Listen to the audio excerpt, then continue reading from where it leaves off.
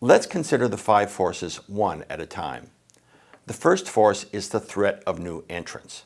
Obviously, any industry that is easy to enter and profitable can expect to attract many newcomers, always to the detriment of the existing players. So high barriers to entry are almost always desirable. Even if the industry is challenging, adding more players can only make it more so.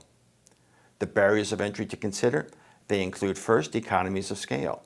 If being big is necessary to have competitive offerings or cost structure, it is very hard for a small player to establish a foothold. Second, product differentiation. If established firms have brand identification, customer service, or patented products, that makes it harder for a new player to enter. Not impossible, but uniqueness becomes essential. Third is switching costs, a form of product differentiation, and it might not be monetary. If you have an iMac, an iPhone, an iPad, and a MacBook already, it might not matter how great the newest Samsung Galaxy phone seems, it's just too much work to switch. And finally, there's government policy. Industries like railroads and interstate trucking have regulations that make it very difficult for new entrants. But more subtle barriers can include environmental and safety regulations that make it hard for competitors to get going. The second force is the threat of substitute products or services. As Clay Christensen of Harvard writes, every product or service is hired to meet a need. Can the need be met in other ways? That requires some creative thinking.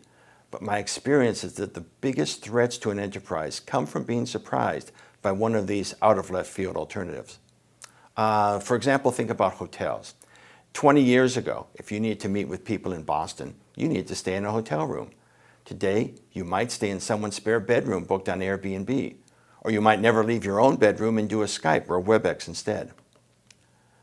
The third force is the bargaining power of the buyers, and this one is pretty obvious. Porter uses this list of characteristics for strong buyer power. If a group of buyers purchases a large percentage of the industry volume.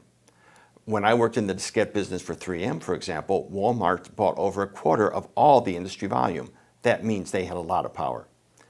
Second, if the products the buyers purchase are pretty much standardized. By definition, the diskette business fit that description. Third, the buyers face few switching costs. 4, the buyers earn low profits, giving them strong incentive to switch suppliers, even for minor savings. And lastly, the industry product is unimportant to the quality of the buyer's product or services. When you ask someone, if you ask the customer, do you like Walmart? It's safe to say that the quality of the diskettes they sold there didn't really greatly impact the answer. The fourth force is the bargaining power of suppliers. Think about the previous force in reverse. Suppliers have strong power if they are concentrated in a small number of firms, if there are no viable substitute products, the industry is not a buyer of a large percentage of industry volume or supplier volume, the supplier's product is important to the quality of the industry output, and there are high switching costs.